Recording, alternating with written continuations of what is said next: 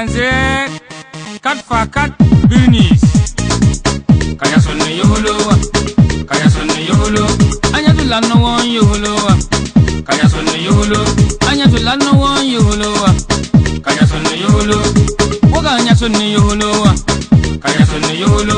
Anya tu lano won yoholo wa. Kaya sonne yoholo. Usuka dunia da. Ayaba armada. Ada azana no. Loba no jemba bem. Usuna bo azana. Ananyo dunia buliu. Kaya sonne yoholo. Anya tu lano won yoholo wa.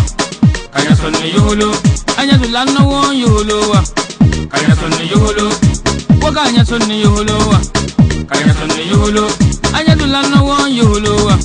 Kaya sonne yoholo. Ndaino wa anya sonne yoholo wa. Kaya sonne yoholo. Kumo uyizi bangota. Kaya sonne yoholo. Woga anya sonne yoholo wa. Kaya sonne yoholo. Woga anya sonne yoholo wa. Kuma pelu bano wom. Kuma penyo mbonom. Nyumwele ningetao. Anake ngale. Awo baba ne bushom. Awo da kumbolo ne bushom. Aba pada gulida ngwe. Kaya sonne yoholo. Anya tu lano wa yoholo wa. Kaya sonne yoholo. Anya tu lano wa yoholo wa. Kaya sonne yoholo. Ndaino wa anya sonne yoholo wa. Kaya sonne yoholo. Dunia zar. Ebi dame kwaye. Anlusa. Amela lobla. Uboya kanlala. Gwashem bidway. Biloba nazari. Loba no kumbulu ni lumbe. Kaya sonne yoholo. Mo ye konguta. Even loye. Dokami. Kubona sam. Asamage bawi. Baba daman jalwe. Baba nyokoni. Hey! Kaya sonne yoholo. Kaya sonne yoholo. Anya tu lano won yoholo. Kebu kunni da gobala. Ebe baloni. Min kulimani ebe. Ombebe kanle. Kaya sonne yoholo. Anya tu lano won yoholo. Kaya sonne yoholo. Anya tu lano won yoholo. Kaya sonne yoholo. Kuluba no won suguruba. Kana fata no woke. Luningetao. Ene dashi busho kamo. Luningetao.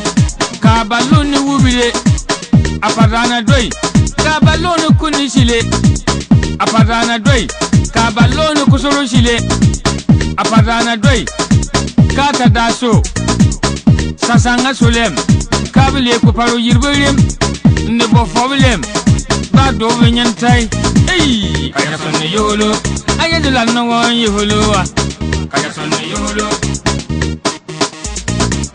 Kuma bi mumin dabarem. Mahina kam. Kuma be bebanim. Bebane Suleiman. Anenye se bale. Anye se pangatao. Min ko boya bane. Eburo nye se bambe. Karin lengani. Lengani karim. Ani diru tirbambe. Kaya sonne yoholo. Nomburi doni. Kaya sonne yoholo. Anya tu lano won yoholo wa. Kaya sonne yoholo. Bagwama. Kaya sonne yoholo. Woga anya sonne yoholo wa.